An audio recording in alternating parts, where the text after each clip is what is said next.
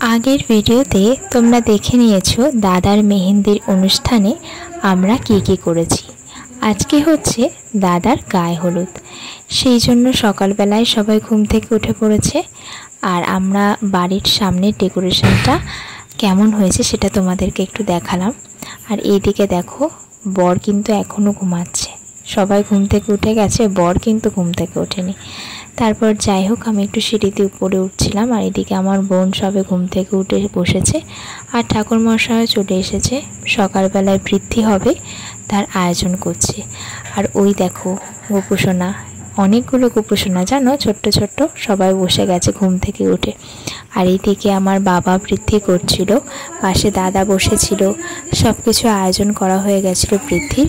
আর এদিকে আমি স্নান করে রেডি হয়ে গেছিলাম, আর পাশে ওটা আমার দিদি। আর এই দেখো, এটা হচ্ছে আমাদের বাড়ি তত্ত্ব, মেয়ের বাড়িতে যাবে সেই তত্ত্ব। আর এইদিকে দেখো কত সুন্দর করে বৃদ্ধির সব কিছু উনি নিজের হাতে গুছিয়ে নিয়েছেন ঠাকুরমশাই। আর ওইটা যেটা দেখলে সেটা হচ্ছে জল ভরতে যাওয়ার কলসি।